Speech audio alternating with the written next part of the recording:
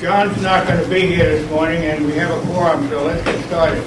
And before we go around the table here, there is a clipboard going around, and if you sign your name, it would be helpful. Okay?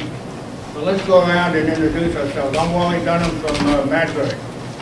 Brad Nichols, Coast. Brian DeGuzis from Coast. Dave Sharples, Summersworth. Chris Parker, Dover. And Comeau, Brookfield. Paul Lockwood, New Hampshire DES. Stephen Lyon, Ohio Administration. Marcia Gass, Barrington. Kevin Russell, Margaret Posey, Srpc. Dan Camara, Strafford Regional Planning. Marilyn Garten, Strafford Regional Planning. First item is staff communications. Anybody have anything to say from the staff? Oh, that's quick. Okay, we have some action items now. The first is the minutes of the September the 6th meeting. I need a motion. So moved. As presented. I'll second. Okay. Ready to vote? All in favor? Aye. Aye. Opposed? Okay. The next item is Transportation Improvement Program, the TIP Program, Amendment 3. I think, Mark, are you going to? Yep, I'm going to take that one on. We have a list of the proposed and existing, the existing and proposed changes for included in Amendment 3. This is the 4-year Transportation Improvement Program. So I'm going to start out with the new project. There's 2 new projects that are being added through this plan. They're not terribly new. They've actually been around for a little while at this point. The first one is a coast project to increase frequency, or coast and wildcat, I guess, to increase frequency of service on Route 2 and one of the wildcat routes that I'm not entirely sure of. This is a mitigation action from a Little Bay Bridge project. I believe this project is just being broken out of the federal program. Before it was included in programmatic. Now it's being broken out as its own project. I don't know if that was at a request of FTA or Federal Transit Administration or a change in DOT policy, but that's the only difference here. This project's already been going for a couple of years at this point. 1 year maybe? Year and a half. Year and a half. The second project is a statewide project to evaluate and optimize signal timing at a number of intersections around the state. I think it's 60-something intersections. This was a CMAQ project, or Congestion Mitigation Air Quality, from the last CMAQ round. I think it was in 2009. So this project's just being broken out. I think DOT is preparing to start going out and optimizing some of the signals around the state. So those are the 2 new projects that are being added to the State Transportation Improvement Program and our Transportation Improvement Program. The other 2 regional projects that we have in here, the Durham to Rochester UNH bus route. A year of transportation funding is being added to this project through 2015 now, rather than 2014. This project's in existence. It's been operating since last February, and this just extends funding for another year. Mark, that mentions FDA 5307 Capital and Operating Program. Yep. I don't know. I know that rules for CMAQ funding have changed. I don't know, so that you can have 5 years of use your CMAQ for 5 years. I don't know if this was flexed into the FDA program earlier on, and these are the last 2 years of congestion mitigation air quality. Have to show up as 5307 versus CMAQ. I'm not entirely sure why. Would you guys mind digging into that a little bit? I definitely would. That is a big change. Okay. Anything else? We need a motion on, Oh, yeah, go ahead. Question, the signal timing, you know if that includes from Route 16 in Dover to Stackpole Road on High Street in Summersworth? I don't specifically know where these signals are. I don't know if DOT has identified exactly the locations of the signals that they're going to be optimizing at this point. It very well could include that at this point. It just says statewide and optimize 65 signals. So I'd like to see that yeah, section from Route 16 in Dover to Stackpole Road and, for you, but 108, basically from Hampshire to Long Hill Road. Well, we've internally done. You have? Okay. We've crossed and we set that. We worked with the state to get the timing for all four. Like the, So you're good that way? You're good 108? and Indian Brook. Indian Brook. Yeah, but, oh, you're good there, but let's coordinate with that section. I don't know if they're connected. they may be trying to coordinate the Route 9 signals or the high-speed signals and have them relate a little bit better to that Weeks crossing. I don't know what kind of technology they have in there, and that to really optimize signals. It's nice to have them talking to each other, but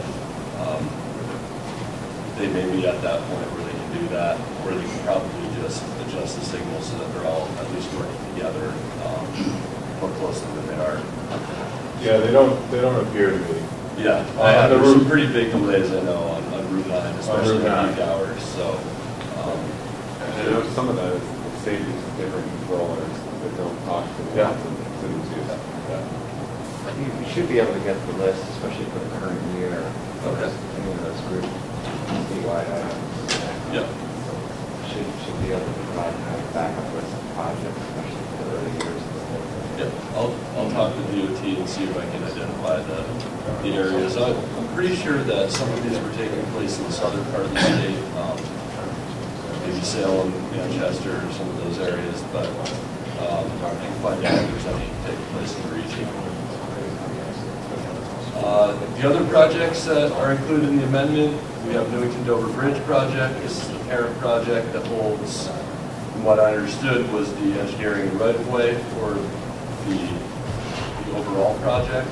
There's been a funding increase of about $1 million. And I believe that's for right-of-way primarily in 2014, that's been added. The remaining projects are statewide programs. There's the federal bridge, rehabilitation, paving, and preservation program, where there's a slight increase in funding for some of the years. There's a secondary system, reclamation and rehab, which is the highway system, secondary numbered routes. And again, I believe there's about $5 million increase in that. And yeah, those are the projects included in this amendment. I'll get to the bottom of the FTA 5307 for the UNH Wildcat Route 125 project, and I'll try to identify what signals, if any, in the region are being optimized. It'd be nice to know. Okay, we need a recommendation to the policy committee so we can have a discussion. Okay.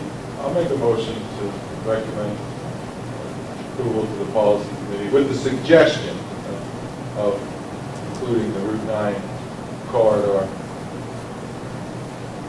As a priority for this region. as a priority for this region. Yes, thank you. Is there a second to that? I'll second for discussion. Yeah. Go ahead. Rand, what was your concern about the CMAQ funding? Describe it. Clarify what you had a problem with.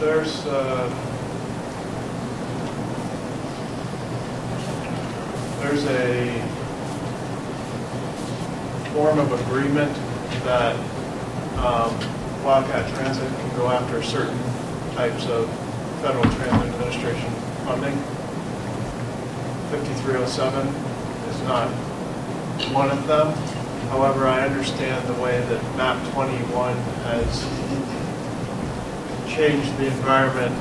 You know, it may be necessary to have that language here because of the way they've got to move the funds around. But the FTA, the 5307 program is the annual allocation to the region, and there's a general agreement that UNH would not be using those funds. And they are. Well, I question why that is listed that way. It may be because they've got to transfer those CMAQ funds into the 5307 program for the last couple of years. And they've got to categorize those funds that way because this is something that is relatively new as a part of Act 21.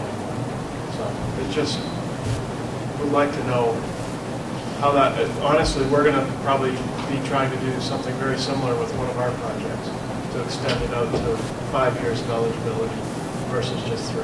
So it's twofold.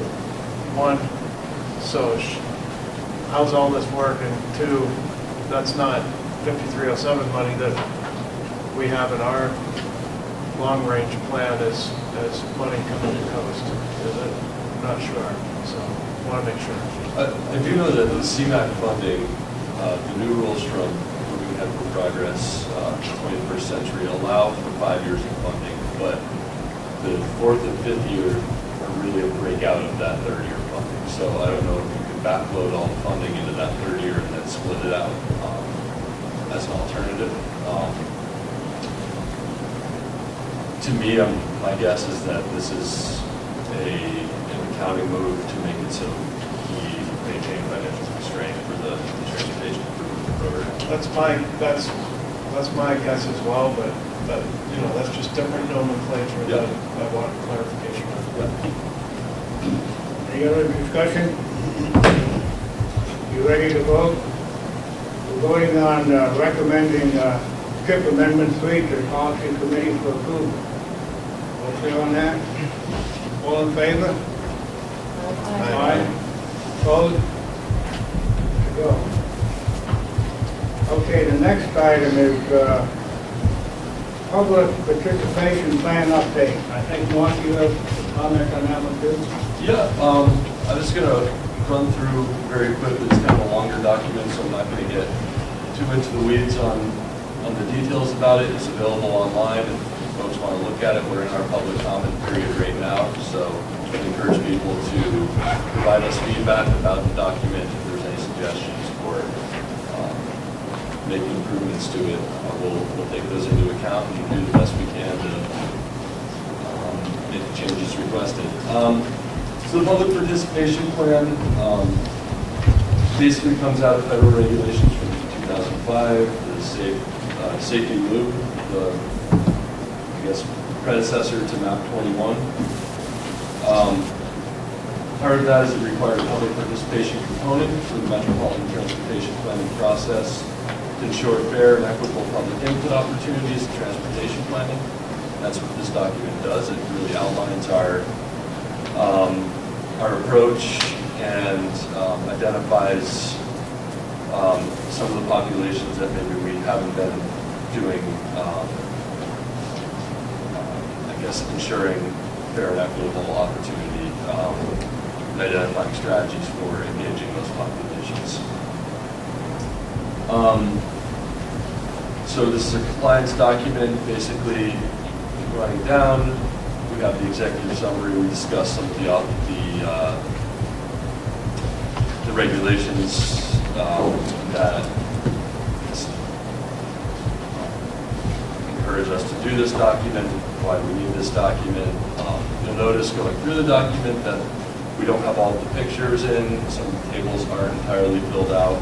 We were on a short timeline to get this done before the public comment period, and we do intend to include pictures, do some minor updates probably in the February timeframe. We're going to be adding performance measures or additional performance measures to the document. We're probably going to be providing some tables and some visualizations in the document to make it a little bit more readable and approachable for the reader, the public in general. We go through and talk about the importance of the public participation plan. It really drives the planning process for our transportation planning.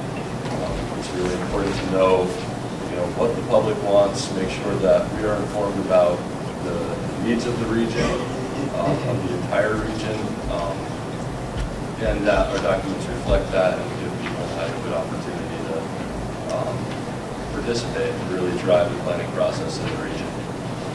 Give an overview of the region, discuss what the public participation plan is, which we've kind of gone into.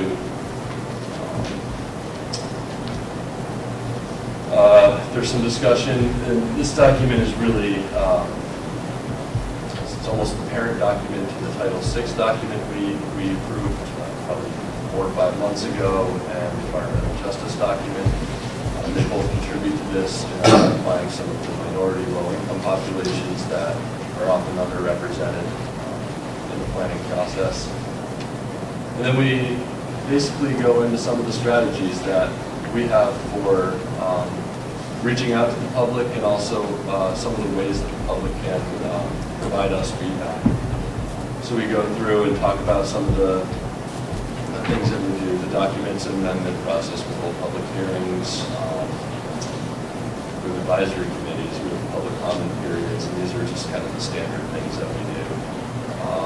We also hold meetings, like this meeting today, that allow the public a chance to comment. We notice the newspapers on our website, and another number of other areas.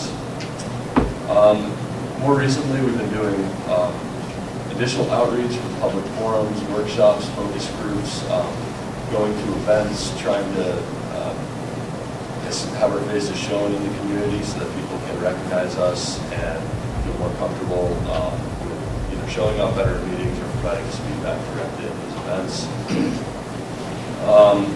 We do some surveys and questionnaires. Usually these piggyback on events that we're going out to, so we can reach a different demographic of the public.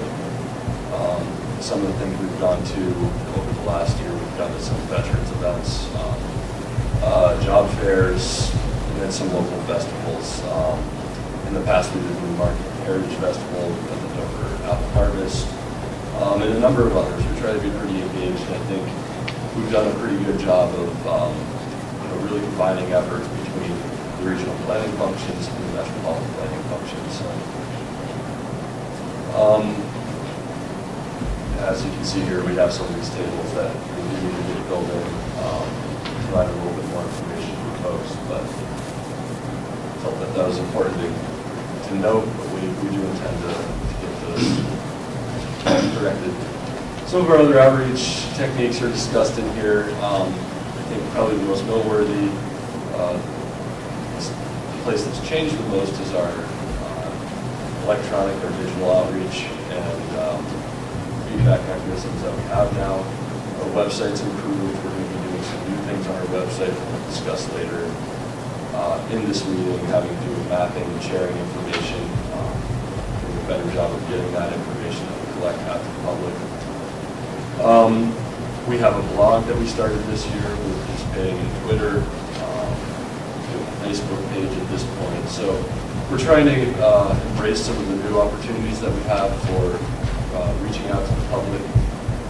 Even, filming our meetings at this point, we haven't been posting them online, but we do finally now have a YouTube account that allows us to do that and not break it up into 15-minute segments. So we have a lot of new things coming that we want to make available to the public to at least provide people with the opportunity to be more engaged if they're interested. And so that's basically the gist of the document. Read through the document. It has a lot of information about what we're doing.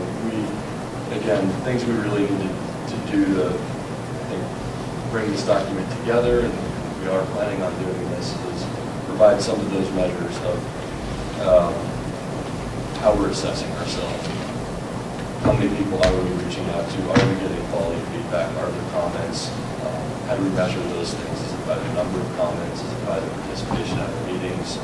And we need to really hash that out and kind of sort those things out and formalize them in the document. So those are our goals for the PPP. It's been changed pretty thoroughly. I think it's been shortened.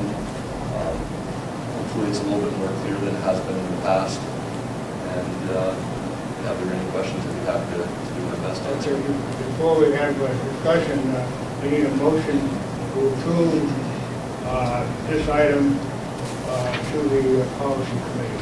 So moved. Second? All in favor? Good. We'll have discussion. We'll have discussion first. Go ahead. Any discussion?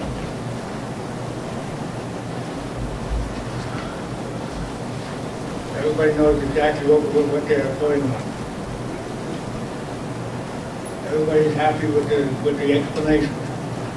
Excellent explanation. Ready to vote? Ready to vote? All in favor? Opposed? Okay. All right. Okay. Discussion items. The Durham, these are discussion items now. The Durham Trail Mapping Pilot Project. I think you gentlemen are going to comment on it? Yep.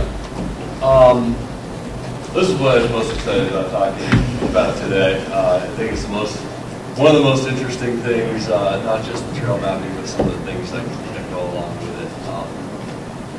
So I guess, I don't know, about 6 months ago or 8 months ago, Kyle started working with Durham, with the recreation director, I guess, in the community, and she had the goal of mapping the trails within Durham to make them available to people in the community and beyond. So we were looking for kind of an easy way to do this. We took our GPS unit out into the field. We're using that for a little while, and then we tried this great app on our cell phones called Map My Hike, which is free. You should probably track some of your information, I'm sure, like everybody else, but it's a free program. If you have a smartphone, you can use it, and it seems to work better than our GPS unit, which is like $5,000 GPS unit. It's just wild to me that cell phones seem to be working really well now. So basically, what we've created using this mapping thing, where are we here? This is Doe Farm in Durham. Mapping out all the trail networks connected to or in the community, really. So we have distances, we have highlighted some of the noteworthy areas on the trail, bathrooms, recreation areas, kiosks, things like that. And basically, we've created all these maps that Durham's going to use as pamphlets, but beyond that, we've also created a master map that's kind of the whole community of Durham here, all their different trail networks. And we found that this is really, really easy to do using, again, this Map My Hike program. We've also created a pamphlet on how to do this. So basically what we did, we went out in the field, took out your cell phone, turned on the app, started walking around just on the trails. When you're done, turn it off. Upload it onto your computer at home on the internet, and then you can actually export that mapped file out to a KML or a Google Earth file, so we'll overlay right on Google Earth. And what we've done with that is we've taken that file and converted it into a GIS file.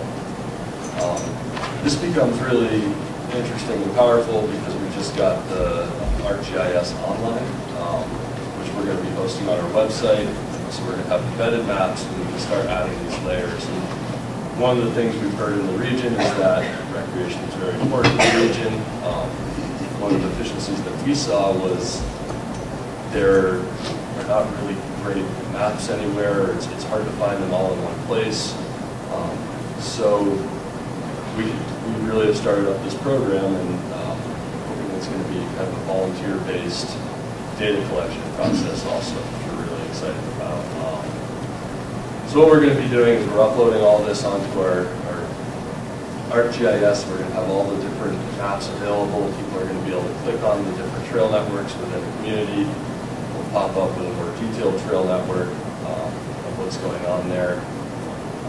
And yeah, we're going to have volunteers hopefully going out. Anybody can do this. If you're taking a walk in the woods, you turn on your cell phone. You go on your walk and you can send us this information, and we can turn it into a map to add to our program, and kind of add to our coverage of the region. The ultimate goal would be to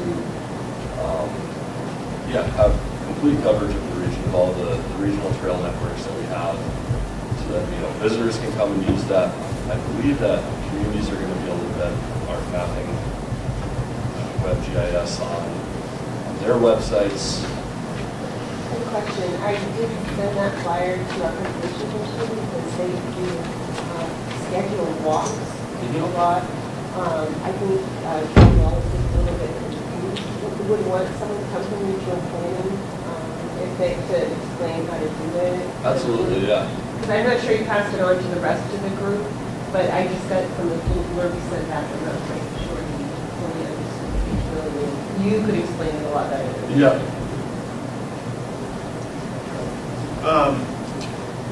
Is there some sort of filter that's going to be applied so that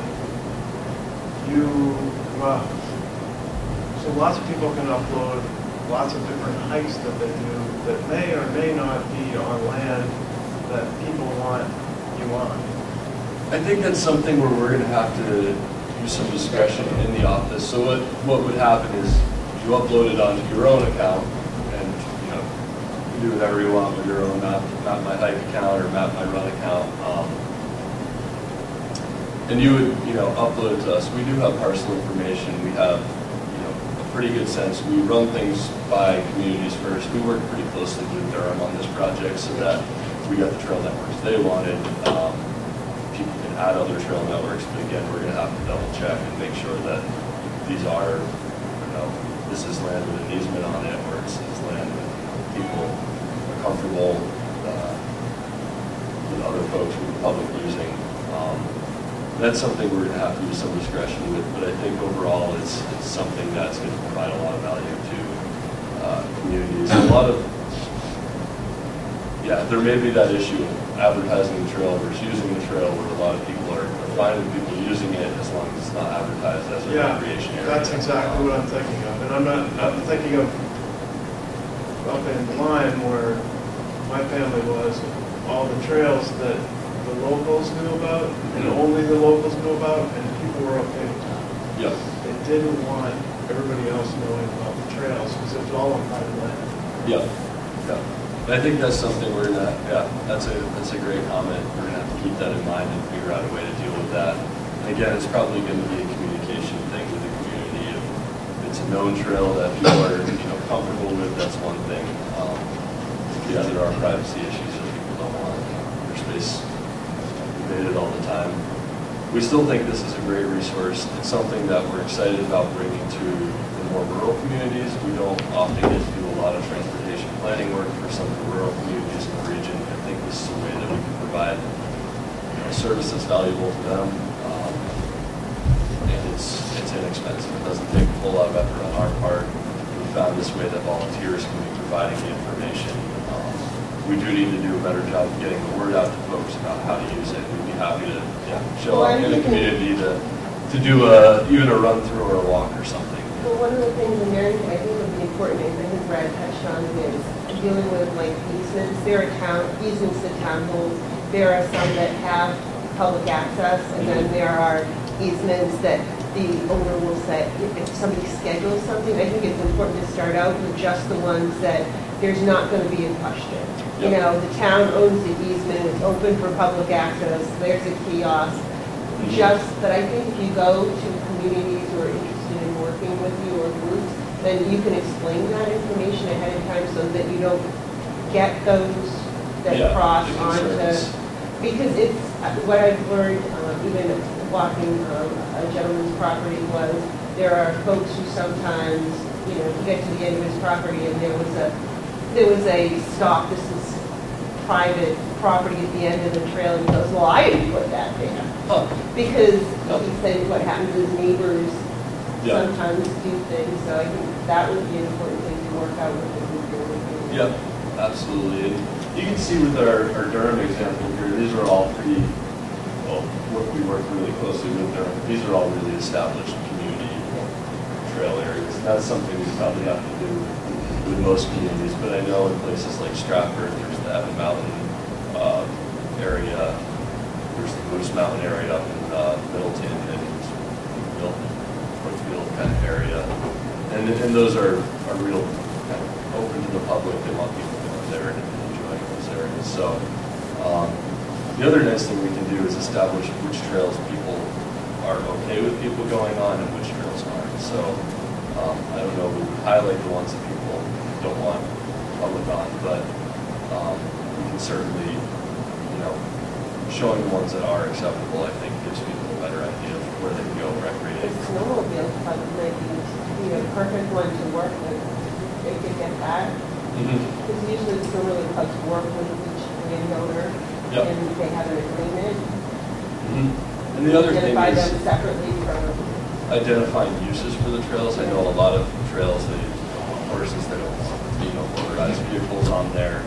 Some people want bikes, you know. So being able to make that clear on the mapping services, I think, going to be useful to people around the region who are looking for resources. Okay. Any other comments on trail mapping? It's a great project. Yeah, we're excited about it. We're missing some of the trails there. Are we? Some of the UNH ones we didn't get, for sure. Okay, moving on here, we have project updates. Again, you gentlemen on? Yeah, I'll just kind of continue with what Mark just presented. You mentioned RTS Online. And I'm hoping that for next meeting I can give you guys a better understanding, give you guys a presentation on RTS Online, what it looks like on our end, what it can look like on your end, how it can be embedded into our website, your town websites. So hopefully you can kind of get a better feel of what we're trying to do with our getting all of our data collection out there and available for people to look at primarily. I heard your discussion on that at the end, I'm wondering, are you going to be able to help towns that don't have GIS and their websites kind of get up and running with that, in addition to all the data that's going to happen? Sure. Yeah. Sure. Yeah. I think we're going to be, I think most of the data is going to be hosted in-house for us, and I'm not sure how much flexibility communities will have for adding their own layers, although you may know more than I do about that. Yeah, we would still have control, or we could certainly work with you to, if there's an update that needs to be made or something. Would they link to your site? Yeah, what it is we basically host the online map. Yep. We can embed a map onto your website, or we can give you a full link to basically a viewer where you can view that map. Click on things, get information, make little calculations like distance and area. So it's more, it would be more of a viewer on your end. We could certainly work with you on our end to make any changes or edits, updates, whatever it needs to be Would it done. be site specific, so that if there is a planning board application and there was sort of guessing about where everything is, suddenly you could go to the site and Absolutely, yeah. parse the data and layers? Oh, yeah. Yeah, and yeah, so we're really excited about that program, being able to push. We've been doing a lot of data collection over the last few years that's kind of just sits here in our black box right now, but being able to push it out to communities, how it can be useful. Some of the other data collection efforts we're in, kind of the ongoing culvert inventory, which we hope is going to be very useful to DPWs and people, you know, looking into replacing culverts, understanding which one is you're getting the most bang for your buck, which ones really need to get replaced because they're undersized. I can tell you how we've already used yours, the administration for the revision took the culvert report and they're coming up with a new schedule. Oh, great. Yeah. That's excellent. Yeah, and you know, we're going beyond some of those efforts now and starting to work with New Hampshire DOT, groups across the state, UNH Technology Transfer, or T-Squared, to kind of establish a statewide data collection standard. And also, UNH is going to be hosting this data. We're also going to be hosting some of it. But the UNH data is going to be very powerful. They have a parcel mosaic, which is all the parcels in the state, and values utilities underneath the ground. Just tons and tons of data. And we're going to be be adding some road assets to it, like culverts. Right now, Greg's working really hard on getting the sidewalk board criteria together so we can have a statewide basis of sidewalk collection, and we hope that that is, you know, a really useful thing for communities. And we're working with some DPW, Department of Public Works folks right now to figure out how to do some cost estimates, so we can maybe embed a calculator or some sort of thing like that in there, into this mapping program, so that folks can really get a lot of value and understand, help them create their budgets, do some of those activities too, to make this stuff useful for folks. I know I've spoken with Gary of the emergency management, whatever, and they're trying to come up with a statewide program that should addressing some of the idea of what towns are doing. I don't know if they've approached you yet, but it sounds like it's similar to what UNH is doing for statewide. They want an idea of the roads and culverts and, and you know, those things that are prone to flooding, and come up with a plan to address some of those things. It may all be the kind of the same project. It sounds similar. Yeah, but yeah, we're excited for the hazard mitigation plans and those things too. I think it's going to make it a lot easier to identify those things in your plans, your culverts that are undersized, so that if grant money comes around, you can just point to it and then be able to access that funding a lot more easily and clearly than in the past. Okay, any other project update? I just want to say it's such a great example of how regional planning commissions are so valuable. I know there are towns here in here before and all of this house, Northwood, we're just desperate.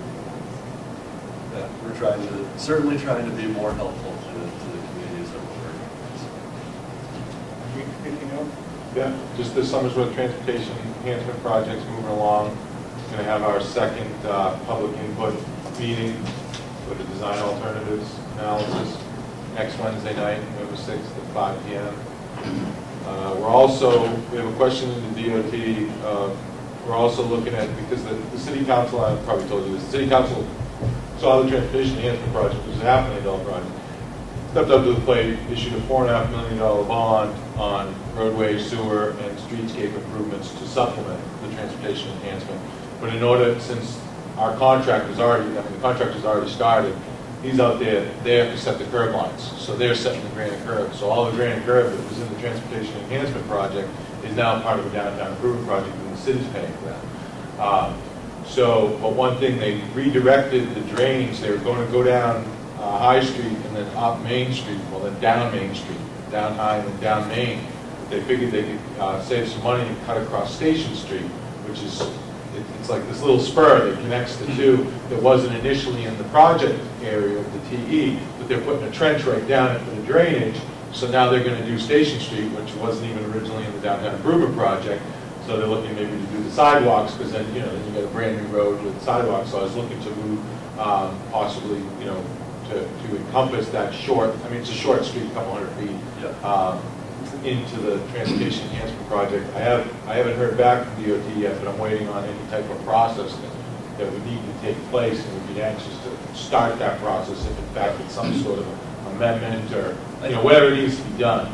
We'd like to pursue it to, you know. Yeah, I think it may be an amendment, because it sounds like a scope change with the project limits changing. DOT may be able to find some way around that, but we would, I know if you have a written scope change, I think that usually involves an amendment, but we'll make sure that it's included if that's what's required. Yeah, and verbal discussions with DOT, Nancy Mabel, she said that. She says, you know, well, let me check if it's in the project area. I'll tell you right now, I wrote the project, I was very descriptive. Maybe shame on me, but very descriptive, and it didn't include that little, you know, it's like right here. Here's the project, it goes like this, and then this is Station Street right here.